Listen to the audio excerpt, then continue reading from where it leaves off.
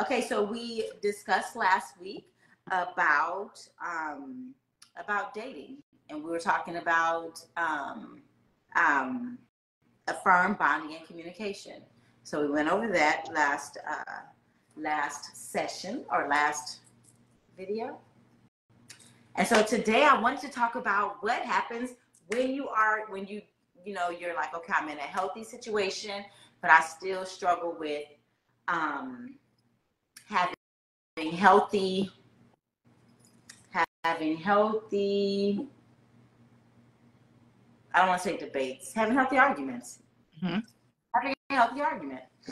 And first I wanted to talk about, like, most of the times when we have not most of the times, what we learn about relationships comes from our observations of our primary caregivers.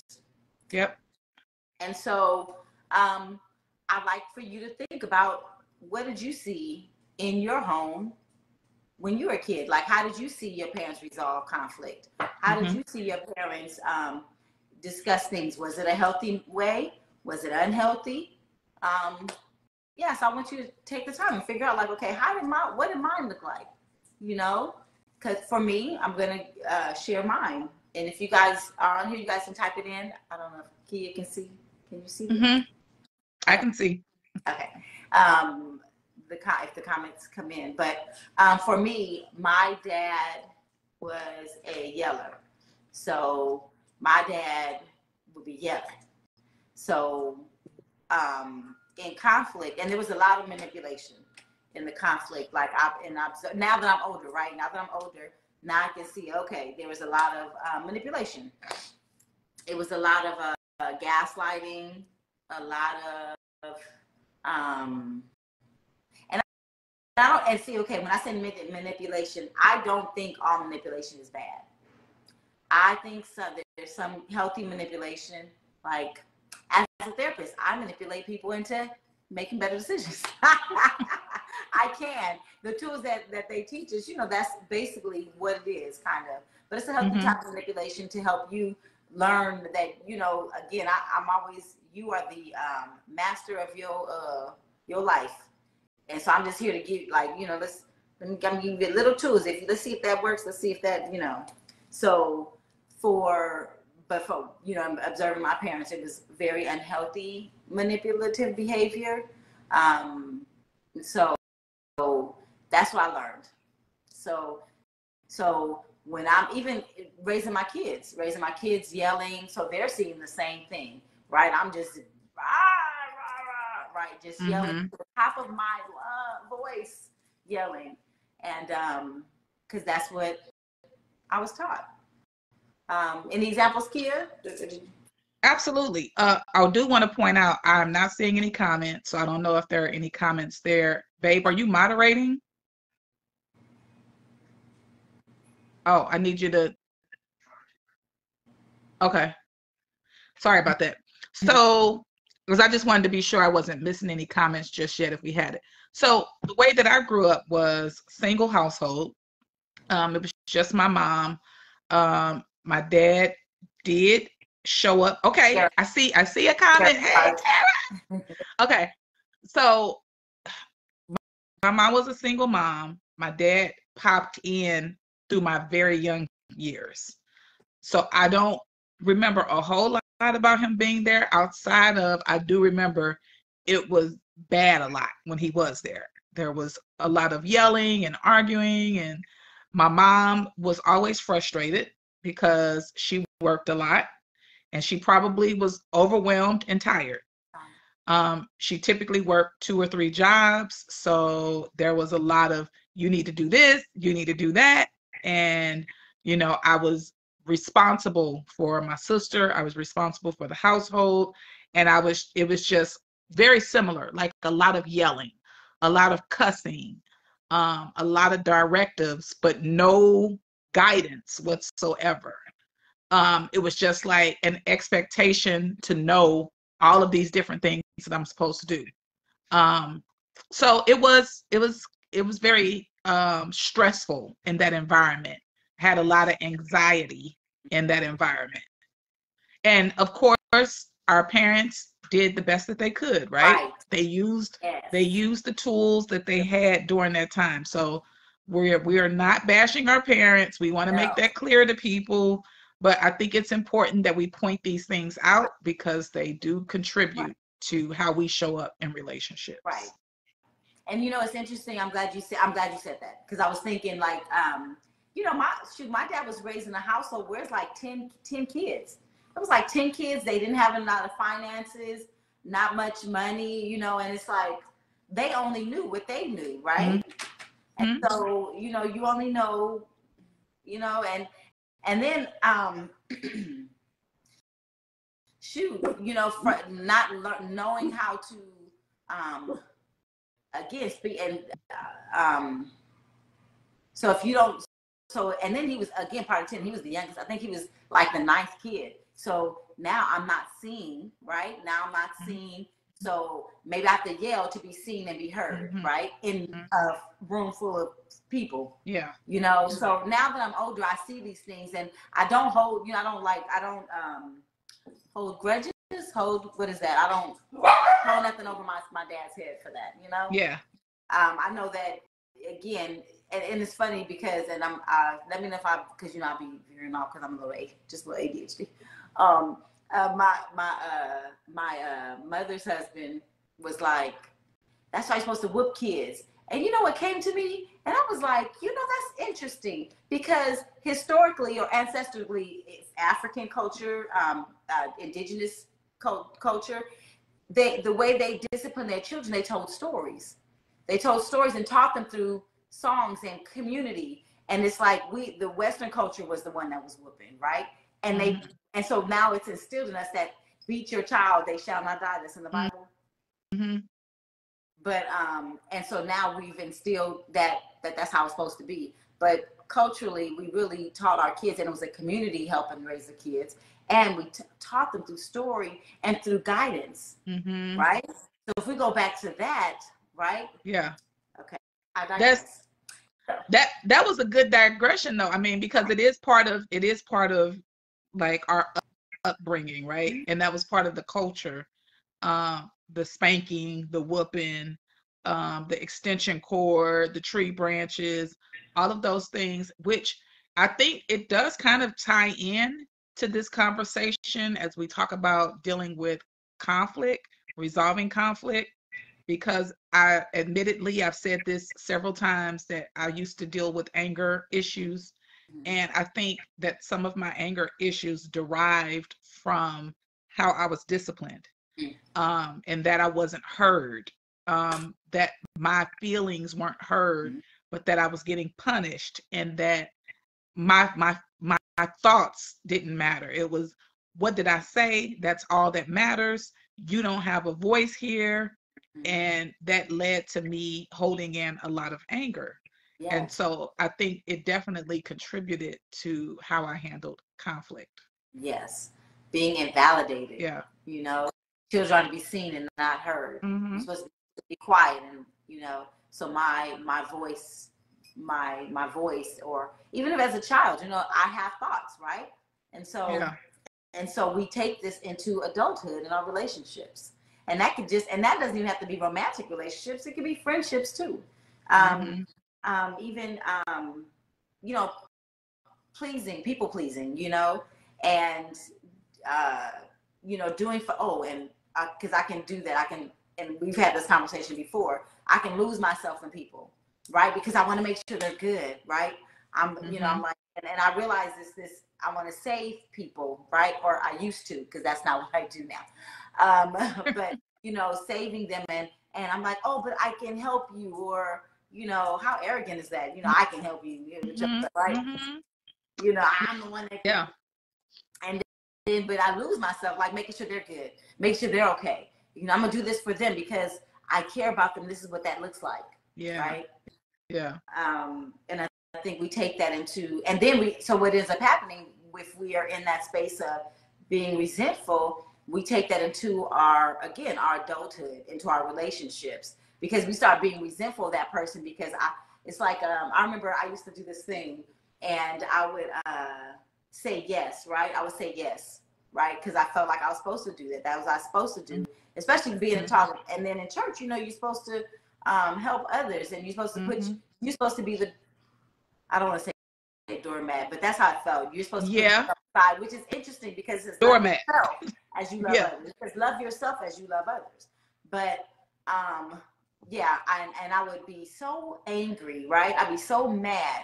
And my brother, it was either my son or my brother, one of them, and they probably both said it.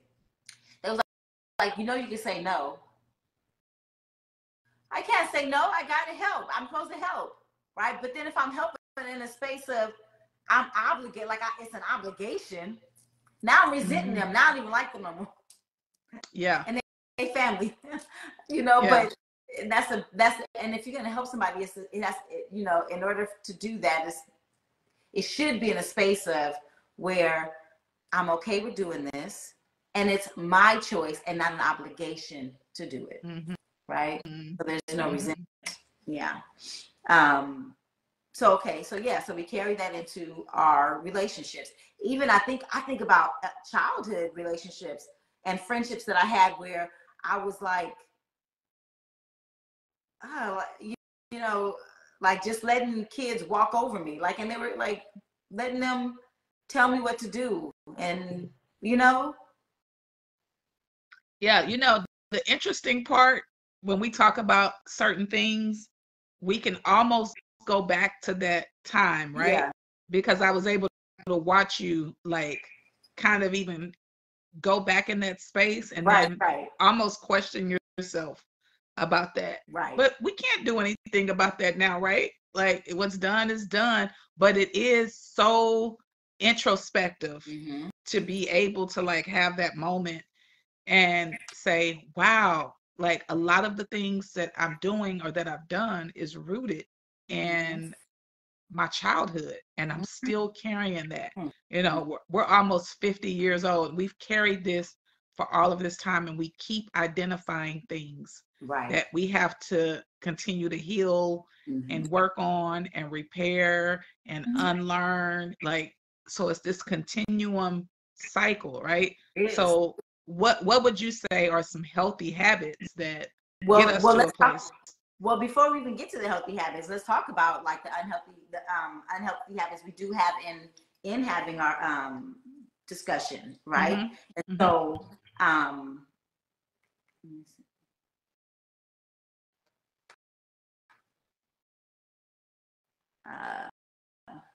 so unhealthy, yeah. So let's talk about the unhealthy habits, so that way we can identify what's okay and what's not, right?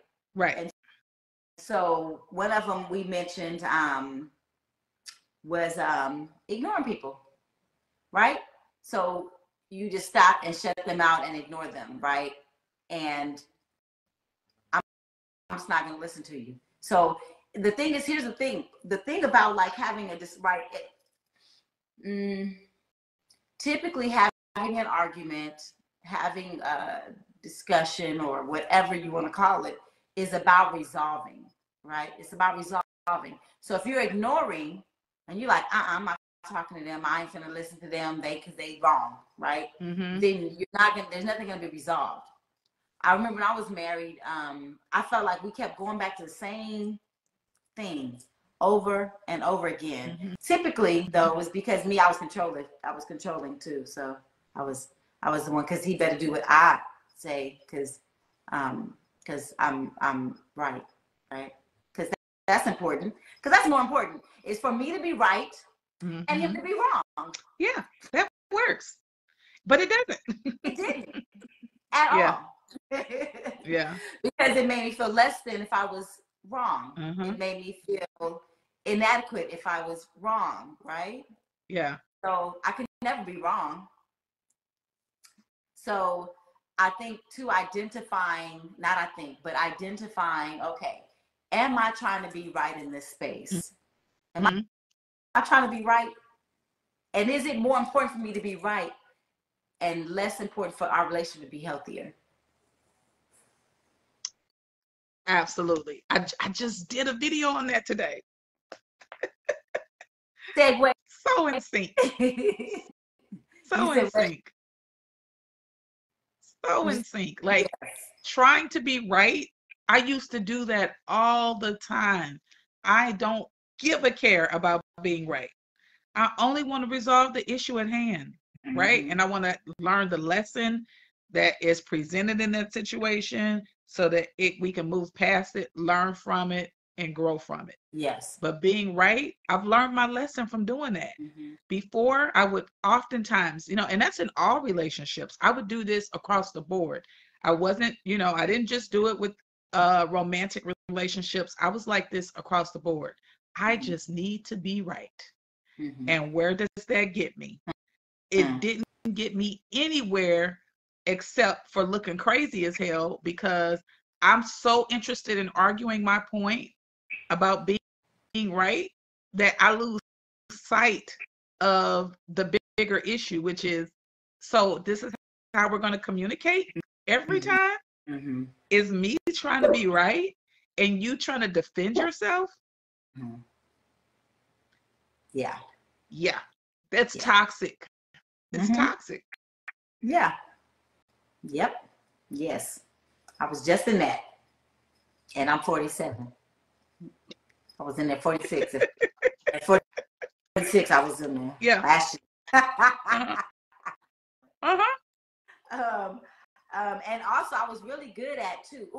Guess what I was really, really good at too? Using my tears to manipulate. Who did I learn that from? Yes, using my tears to manipulate. I started crying, and I knew that I could get him to change his mind about something. I knew if I started crying, I knew that's my segue into, okay, now I got his emotions going. Now I can go on and get my way. She said, caring much. I was good at it too. So good at it too. I'm like, I just, and I really be crying because I'm not getting my way right. Yeah. Yes. It was, yeah. It wasn't nothing healthy at all. And then, let me see. So playing the martyr, right? Playing the martyr, playing the victim role. Yeah. Yes. Could you move? Do you see his? I see his butt. I'm like, we didn't want to be in the picture last time, but now you want to be on. And what about, okay, does anybody do this one? Where they'll be like, you know what? I didn't like, that's a learned behavior. Yes, it is. Yes, ma'am. Yes, it is. You guys ever do this one where you, where they be like, you know what, today, I didn't like when you interrupted me. Oh, that's another one. We go get back to that though. I like when you interrupted me today. And you be like, but remember last week when you interrupted me? Do you remember that? you bring stuff from last year. You like, remember? Guilty as charged. Guilty as charged. What I call it, what I said I was doing earlier. What'd you say? I said I'd be bookmarking shit. Oh yeah. I'm gonna bookmark this because I'm coming back for you with a vengeance with this. Because why? I needed to be right. So I'm gonna make sure I had to have something in my back pocket that I can bring back up to blame you for. Like, I needed to blame you because I didn't want to be blamed. Yeah. My ego is too invested in this for you to start blaming me because I'm pretty much perfect, right? What are you talking about? I'm getting ready to bring up something that you did so we can start to focus on that rather than what I did. Exactly. Okay? Because that's what we're doing. Yeah. I'm going to gaslight you. Right. So then you gonna feel bad and you gonna eventually apologize to me. And then I can be a martyr. And then I can flip and be a martyr if you don't apologize and be like, see how you did me and you didn't even apologize. I can't believe you didn't apologize to me. Yeah. We just telling all our business, but that's okay. That's okay. What you say we doing? What's it called? What you say we being we're being vulnerable and completely vulnerable and transparent. Transparent, that's the word. Transparent. How are we gonna help other people if we don't do that? Yeah. Yeah. You know what? I'm also, oh my gosh. Okay, I have to, because I get excited. You guys, I get excited. So, but in an argument though too, when I'm trying to be right, I'll talk over somebody, and I tend to cut people off, and I'm still working on that, right? I'm still working on like, okay, stop it. And I have to work on that, and I actually work on that with my son. You know, I work on my son because I'm like, I want to be like, David, and then I have to be like, okay, let me stop and let me listen to what his point of view is. So you know, so he doesn't take that into his relationships as he gets older, you know, or even current relationships. But and then give him the opportunity to be able to know that he's being heard, you know. And so I'm definitely working on that, like not cutting people off, because listen, y'all. I'll be wanting to fight, but I don't be really wanting to fight. I know I can't fight them. But I'd like, what? I'm like, first of all, you did. Yeah. Yeah. So I cut them off and be like, wait, what you say? Right? So yeah, that didn't work. That doesn't work at all. Yeah. I'm still working on that too myself. Yeah, you got something good in your eye. I know, it was like, oh, I didn't see the message. Dang it. Did you see the message? What did it say? Somebody said something. Marcus, he said wink, wink. Oh.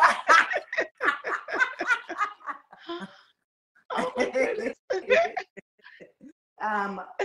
What about what about the time you choose to have the argument? Even the time you choose to have an argument is unhealthy. Mm-hmm. So they're trying to get ready for work. They're trying to get ready to they might want to go out, right? They won't want to go out, but you want to start an argument so that they can not go out. So you can kind of manipulate that situation too. So you start bringing up stuff or start, you know, making you the issue. And that's not okay. That's not okay. Yeah. And, it's one that, I have to tell my clients, do not ask this question, right? Why did you leave the toilet seat up?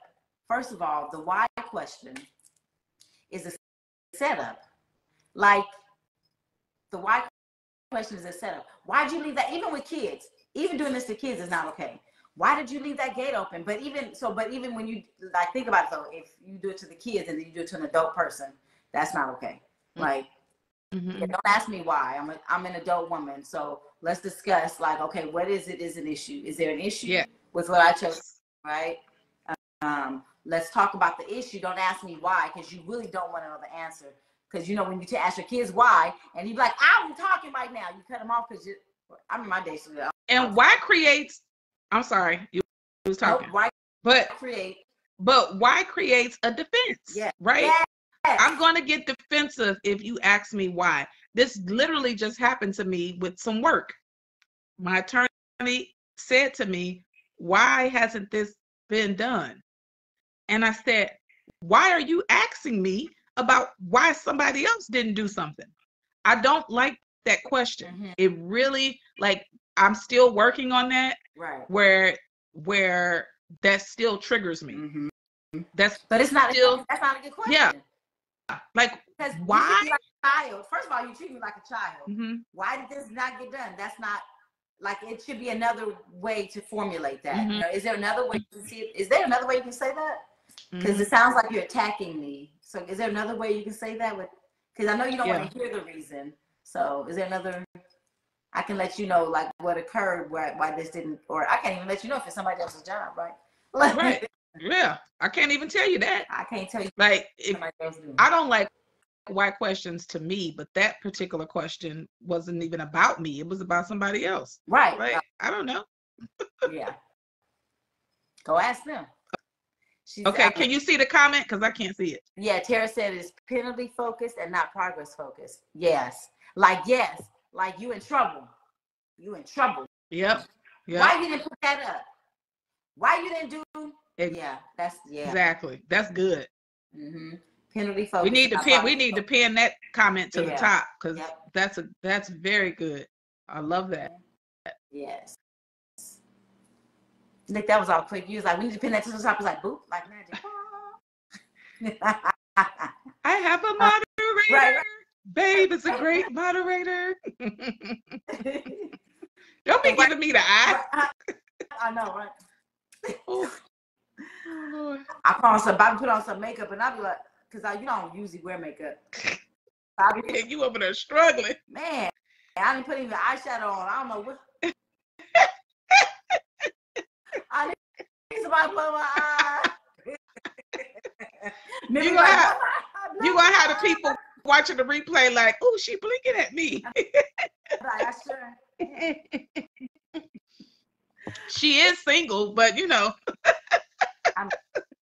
living the single. Wanda said, you looking like a pirate. I ain't looking cute doing it, dang. Oh, I can't laugh. Oh, I'm sorry. Oh, I can't laugh. I know. Okay. I don't know why you got on here, because that's all we be. I know. My stomach is like, stop it. You're like, no. Okay. She already got to propose herself. Who said she already got to propose on YouTube? He said almost want to marry you. Like, bro, I still come with some stuff. Okay? You gotta be patient. Okay? I used to have this guy. I used to date this guy when I used to cut him off. Girl, he would, but I was getting, but we weren't arguing. It was that I was getting excited about whatever he was talking about. And I'm like, oh yeah, and girl, he paused and let me finish, and they go right back to where he came from, where he was originally. I should be like, dang. I do the same thing. I do the exact same thing. I understand. I have, and it's not to be rude. It's that excitability, right? And you and I've had a personal conversation about this because somebody else said something to me about doing that. Mm-hmm. And I'm okay with people calling me out, right? But I don't like the way that people go about things sometimes, and I'm big on disrespect. And so when the person called me out, it was disrespectful to me. Mm-hmm. But I do that to Marcus a lot, and it's not intentional at all. It's just especially when it comes on my mind, I'm like, my mouth is moving so fast. My thoughts go so fast, and my mouth goes just as fast. Yes. And so I have to work on that. And his body language tells me when I do that. Like, he just gets frustrated. Like, sorry, babe. Sorry, yeah. babe. I had this guy date, and he would be so frustrated, and I knew it was me, so I didn't go back and forth, because then I knew it was going to create a whole other issue. But he did. He was like, man, just shut up. Just shut up. And I was like, I apologize. I'm sorry. Continue. Because I knew it was me. And I knew he was so frustrated with me. I was like, I'm sorry. Yeah. I'm sorry. Your comment. I apologize. And so let's sit there for just a moment before we move on to the healthy habits, because I just want to say, like, the accountability of that is major, right? Because all of what we're talking about is an extension of what we learned as kids, right? And so now that we know better, of course, we have to do better, and we have to definitely be accountable. Mm-hmm. And that's the major thing. Mistakes are going to be made. Mm-hmm. We're going to do things because we've done them for so long. Working on yourself is huge. If I know you're working on yourself, great.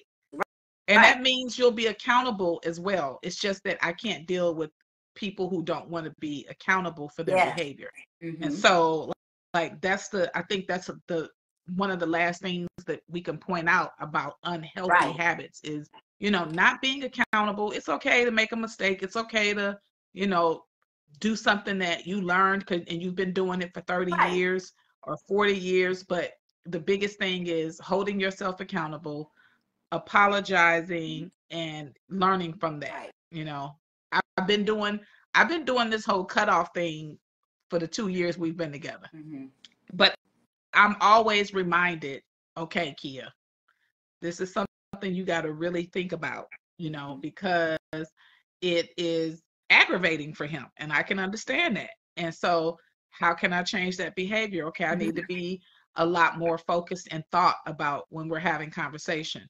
Maybe I need to have a pen and paper in front of me. Mm-hmm. Maybe I need to write in my notes section on the phone while we're talking. I need to do something that is not cutting him off and making him feel like what he's saying is not important. Yeah. Right. So we got to come up with those ways and things that are going to create a more healthy dialogue between the two. Like me realizing that sometimes I'm always a paper and pen person, right?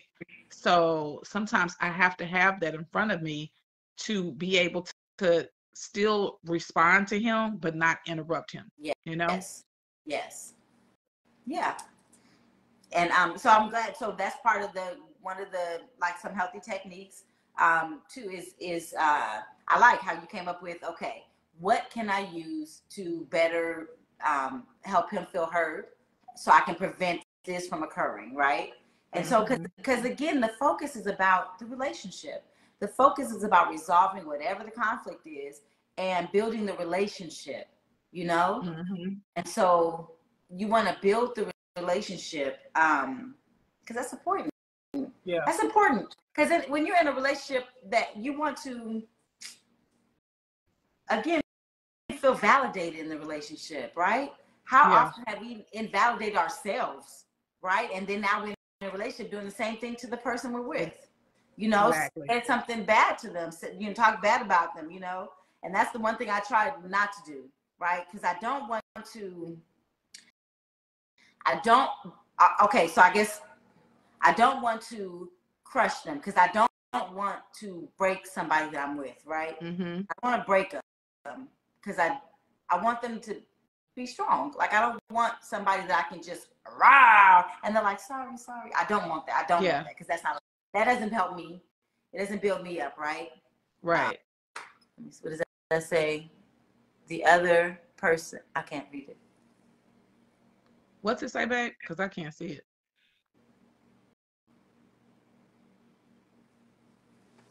Just like we want to be heard. Just like we want to be heard. The other person in the conversation does too. The other person in the conversation does too. It's the validation that you mentioned. It's the validation that you mentioned. Yes. Mm-hmm. Yes. So,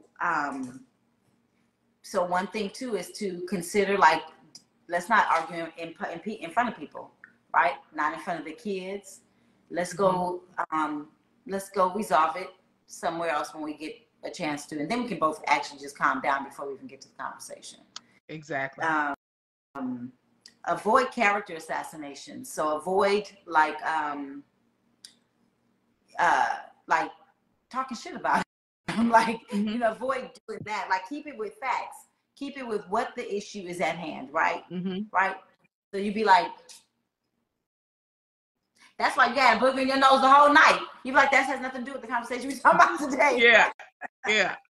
Right? That's why your birthday. We're talking about the bills today. We're talking about the bills. Right. It's because we tend to attack the person and we tend to go on the things that we know that are going to affect them. Yeah. Whether it affects them by hurting them, it's not okay. Yeah. You don't want, and that's the thing is like, I don't want because I don't want them to do that to me. Exactly. You know, I don't want, like the person said, it's like, I don't want you to say hurtful things to me, so I'm not going to say them to you. Right? And then we still together. Like, I'm still trying to build the relationship. So if I say hurtful things to you, that's going to stay with you. You can be like, she saw that booger in my nose the whole night and she ain't saying no. Like, you ain't have my back. I'm being funny, but you know, like, you know, stuff we just said to people that's very mean and hurtful, you know? And remain on the task, right?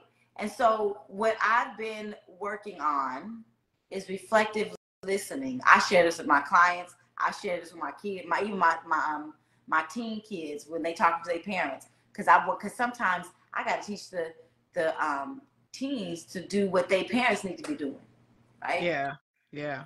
So reflective listening. I absolutely love using reflective listening. Again, this is something that I have had to learn and subside the ego in me that's like, now you should be the loudest one in the room, right? And so Marcus said, I remember that, reflective listening. And so, it's like, because it's funny, because, okay, so because it's not normal for me, right? I think something, I have to know when it's, okay, be quiet, Shamika, right? It's like something that, I feel like sometimes something has to happen with, where I'm like, okay, they're getting frustrated. Okay, Shamika, shut up, right? This is me talking to myself. Okay, Shamika, shut up. Gotta listen to what they're saying. Mm-hmm. Okay, so I hear this. Ooh, but you know what? Because I'm so ADHD. Because again, we're not, sometimes, like, I've dated an ADHD guy, and I'm like, we off task. I don't know what the hell we talking about right now. Because I don't even know what we talking about. Because he didn't went from, I don't even know where the original conversation was, right? So that's where I need to have my pen or say, okay, but what does this have to do with what we were discussing right then, you know? Mm-hmm. And so what I tend to, so I have to, like, okay, what did they just say, right? And so I'm like, okay, so and reflective listening is reflecting back what the person said, but in your own words. Mm-hmm. So give me an example, Kia. Give me something that you've had to talk about, or. So I would prefer to not work in anybody's office. Remote working is the only type of job that I want. Oh, so you don't want to work for nobody. You want to stay at home. I do. Okay. I don't even mind working for someone, though. I just want remote work. So, of course, my work can be done remotely and out and about. However, if I'm going to work a job, that job would have to be remote for me. So you just, for you, going to the office is just a no-go, and that remote working, or you can even work somewhere else, but in the office is something that you don't want to do. Absolutely. So then here comes, I'll reflect. So that you said absolutely, that means I heard what you said. So now if I have a question, like, okay, so then what type of jobs would you choose that work remotely, or what type of things would you do that allows you to work remotely? Strip on the Zoom. Oh, okay. So Zoom would be, you'd be like, I'm good with Zoom. I meet with you on the Zoom. Cash out my dollars. Like, I'm not coming in office. Cash out my dollars. Right. Marcus at the couch. But that's reflective, that's reflective. Listen, I'm reflecting back what you're saying. Now, when things are heated, you really have to, because people get like, you sometimes, again, and it's being present with yourself. You have to be present, because you have to be present with yourself, because when it's heated, a whole bunch of things is going through your head, because sometimes you're not hearing what they're saying. You like, they looking at me crazy. Oh, you getting loud with me? Yeah. Right? In my head, I'm like, oh, you getting loud with me? Oh, we just gonna talk to me, y'all crazy? Right? Because now I'm not hearing nothing you saying, right? Because now I'm about to go off, right? So there's we're not resolving. So I have to be like, okay, stop, because he's yelling because he wants to be heard. He wants to be heard. They want to be heard. I had it to where I had somebody I had to let go, and they had said something to me, and this is like the third something they said that made me be like, all right, okay. I was like, all right, listen, because at first we having conversations about it. Okay, that wasn't okay. Like, I didn't like, I feel like that you were being mean when this happened. Okay, let's process this. We did too much motherfucking processing for me to be teaching her how to be my friend, right? So I was like, okay, this is not working. At this point, it's not working, because right now what you just said was just spiteful and mean. And so now now I'm like, okay, what makes you think, right? So my question was, what makes you think whatever she said, how can you see that in me, and you don't even see me that much, right? How can you determine what's best for me, and you don't talk to me every day, you don't come over here every day? How do you? And so she starts going off on something else, and I was like, and I did cut her off. I said, because that's not the question I asked you. I'm not asking you about a tangent, right? I'm not asking you about none of that. She's like, you're not letting me talk, because now I'm mad.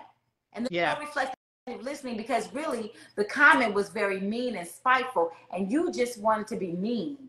It had nothing to do with resolving anything. At this point, it was no resolution, because you just wanted to be mean and ugly. and that's what you just want it to be. Mm-hmm. Right? So I had to be like, okay, this is not working. So you have to identify, okay, wait a minute, did they just, like, are they trying to resolve, or they just want to be right? Right? Mm-hmm. You just want to be right? Because if you just want to be right, then there's no resolve. Then there's, okay. So what I've done, like, because I'm not going to keep, because if you want to be right, sometimes I just give it to you. Yeah. And I'll be like, I'm right and you wrong. I'll be like, you right, I'm wrong. Yeah. You right, And I'm wrong. Exactly. And I think we have to commit to that level of peace in our lives, where we just let them have it, right? I'm not gonna argue and go back and forth and because because what we're talking about is, like, we're talking about romantic relationships, but relationships across the board, right? So any relationship where it's toxic like that, and it's just nonstop going back and forth, it's like, at some point, I'm gonna surrender and let you have it, but at some other point, I'm gonna just release you altogether, because I'm not going back and forth with nobody. I'm not. So, I mean, because those are the things I used to do, which is so interesting. When I look back on some of my habits, I would go back and forth. And it goes back to what we said earlier, which was, in an attempt to be right, I had that much ego in it, right? But I was taught that behavior is fight to the end, because you're right, and that's the point. Like, it was about winning. Everything was about winning. Everything was about winning. When I grew up, it was about winning. You're not a loser. You can't lose anything, and that extended to everything in my life. And so, even if it's an unhealthy argument where I would get physical with people, I would say mean and harsh things to people, those are things you can't take back. Those are things that could have killed me. Those are things that could have hurt other people. And so, like, now we know all these unhealthy things. We know all of these things that are not helping. Now we know reflective listening, right? We know we gave you all an example of what it looks like when somebody's talking and then they feel heard, because that's a healthy thing. What you made me feel when I just talked about remote working was, you made me feel heard. You made me feel like what I was saying was important.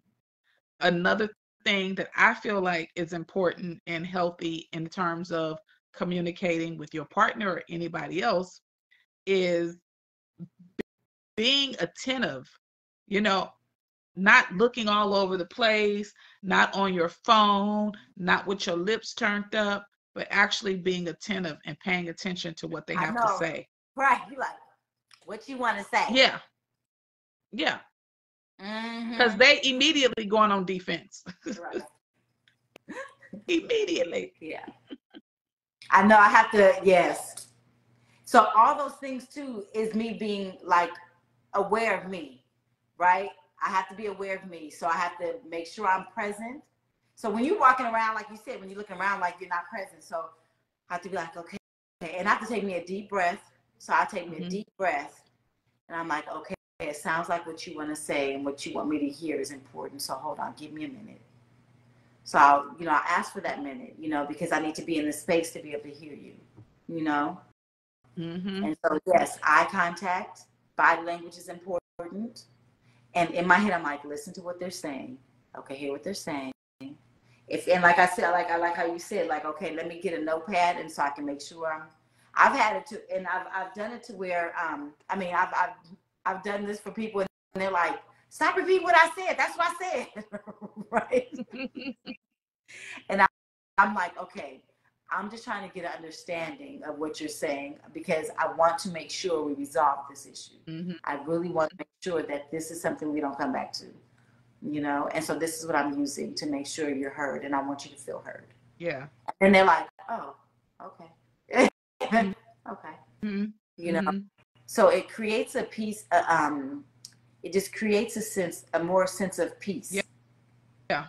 And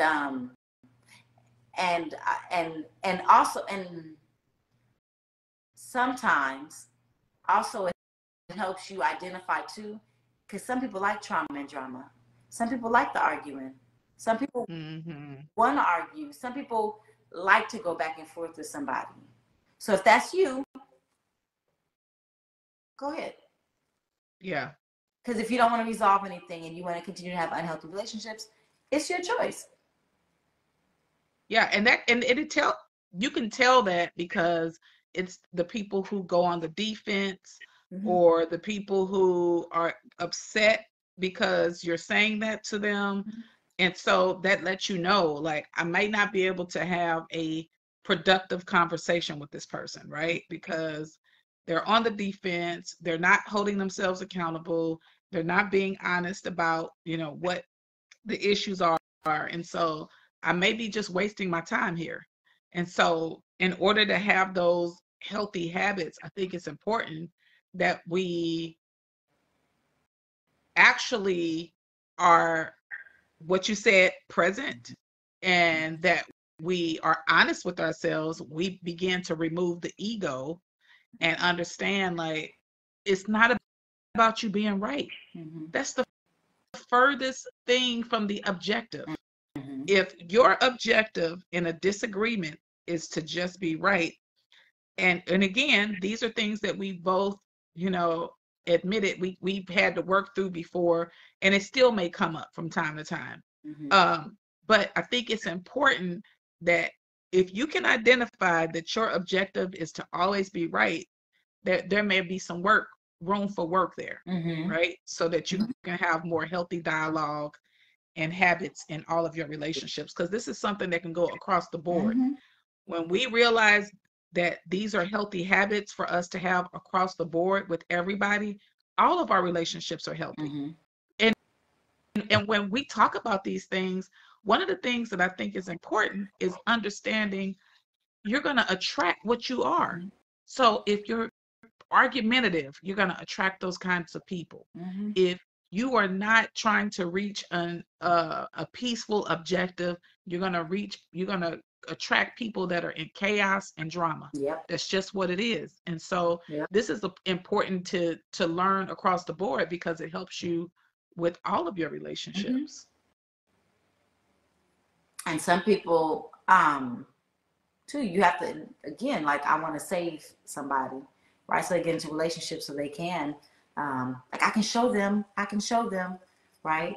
But what if it's not about showing them, right? What if it's about you having healthier relationships, healthier dynamics, so that way you can love on you? Because we love on other people so fast that we don't love on us, right? So, so I think the reflective listening, that it's like, practice it. Intentionally practice reflective listening. Like, I again, with my son, sometimes I cut him off because I be like, because my oldest boy, like, because and I've said before, like, I don't think I was a good mother, right? When he was younger, I was still stuck on that. I need to do the same thing my parents did, right, with that first kid. And so I tell him, so it's hard to hear sometimes when he says certain things like, "This hurt me, Mom." I'm like, and I have to be quiet because I don't want to defend myself, right? Well, I learned that as a parent, like, I don't want to defend myself. I want him to be heard. I want him to feel heard, because in that there's healing. In that there's healing when I say, "You know what, son? I was not the greatest mom, and I apologize for for allowing for what I did in our relationship when you were younger." And so, and that it's like, it's like, I gotta be okay. Like, I gotta, and like, what is that? Admit to that. Like, I gotta take responsibility for that.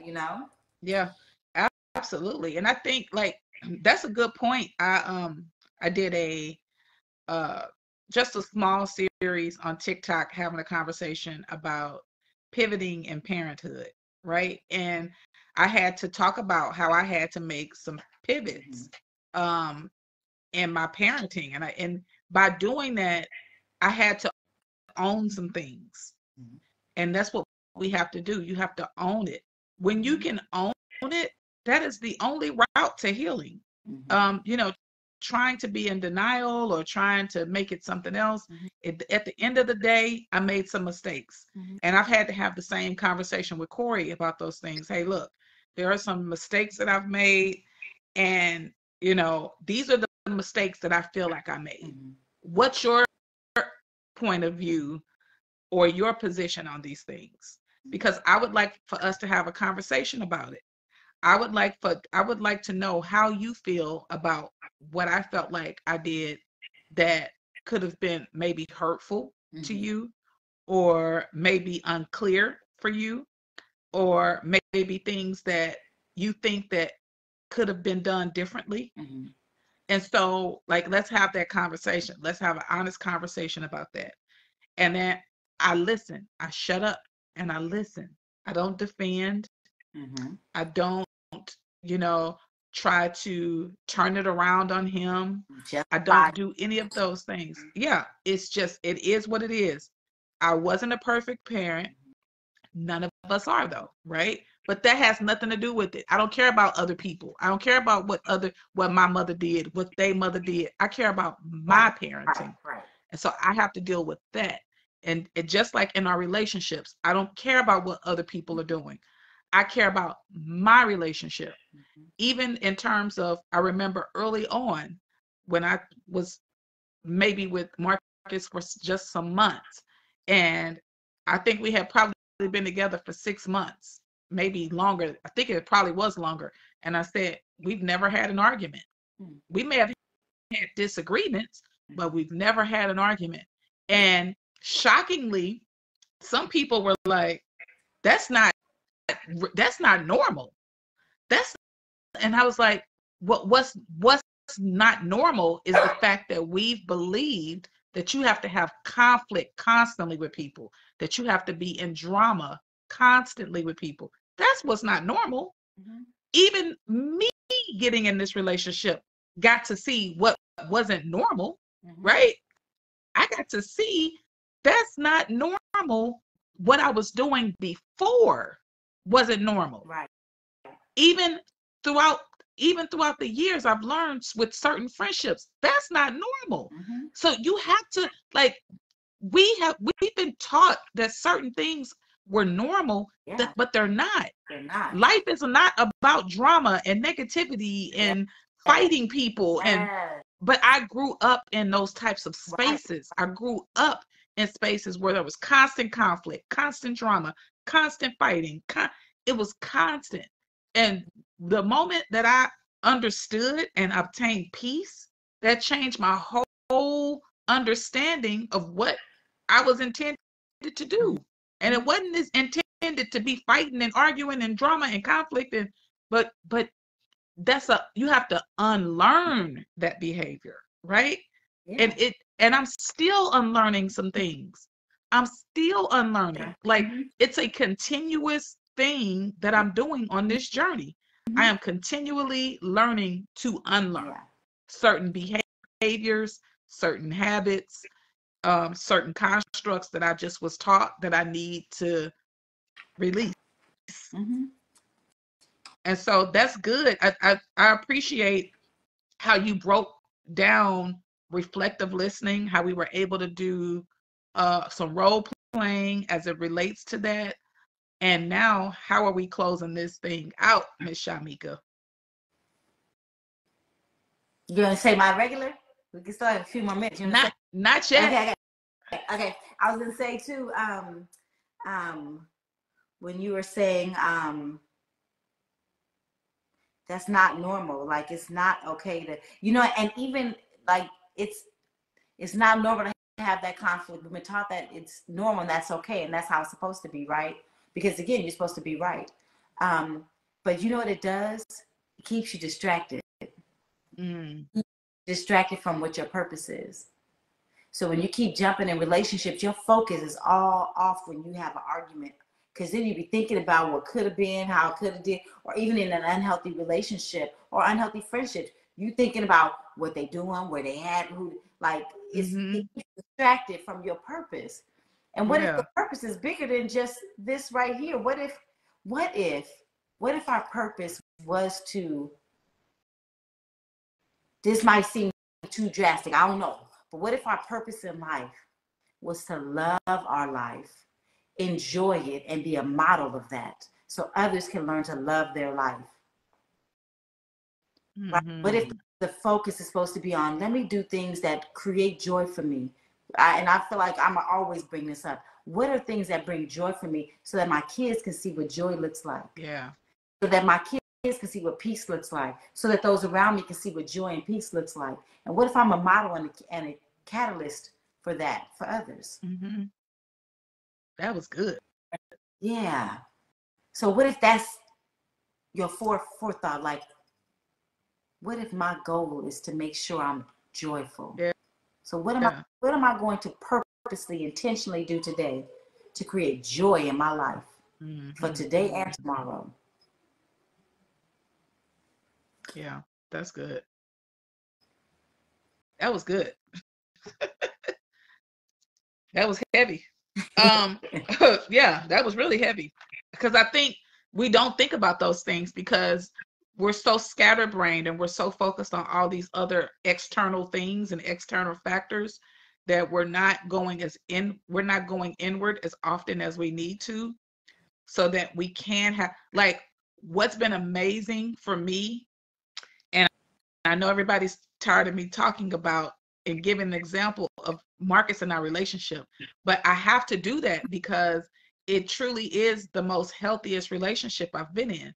And I can like be able to see, okay, in a previous relationship, someone would have responded to me like this, and then I would have responded like that. I've been that reflective in this relationship to be able to notice, like, we don't have that level of conflict.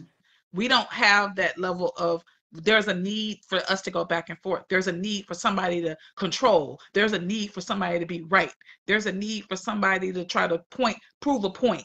And so all of those things have been very enlightening for me to see that all of this time I was just thinking, oh my God, relationships are so tough. It takes so much energy. It takes so much work. Even the same thing with friendships. The same thing with friendships. Some of the friendships I have are so easy. And some of the friendships I have are so, like, oh my God, it's not supposed to be this hard, right? And I've come to that understanding that nothing is supposed to be complicated. No. It's supposed to be with ease. Yes. So I said all that so you can go straight into what you go into. But I need you to talk about that ease first before you go there. Ease.